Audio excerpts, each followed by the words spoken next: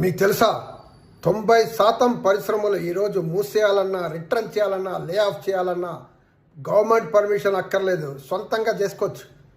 గతంలో ఒక 100 వర్కర్స్ పనిచేసే సంస్థలు ఏదైనా ఉంటే కంపెనీస్ గవర్నమెంట్ పర్మిషన్ తీసుకోవాలి. ఈరోజు ఈ లేబర్ కోడ్లో దాన్ని 300 పెంచారు. అంటే 90% పరిశ్రమలు దీని కింద వచ్చేస్తుంది. ఎంతమంది వర్కర్స్ అంటే 44%, 44% కార్మికులు దీంట్లో ఈ ఉచ్చులో పడిపోతారు. ఎంత దారుణం అండి! అంటే తీసేయడానికి వాళ్ళ ఉద్యోగాలు, వాళ్ళ భద్రత ఏం ఉండదన్నమాట. గవర్నమెంట్ పర్మిషన్ కూడా అక్కర్లేదంటే ఎంత దారుణం! అంటే ఇది ప్రో క్యాపిటలిస్ట్, ప్రో కార్పొరేట్ విధానాలు ఎంత తీవ్ర స్థాయికి చేరిందనేది క్లియర్గా కనపడుతుంది. అదే రకంగా ఈరోజు కొన్ని రాష్ట్రాల్లో ఏదైనా క్లోజ్ చేస్తే, రిటర్న్ చేస్తే మీకు సంవత్సరానికి 45 రోజులు జీతాలు, ప్రతి సంవత్సరానికి 45 రోజులు జీతం ఆ రకంగా వేసి ఇస్తారు. అలాంటి చట్టాలు ఉన్నాయి.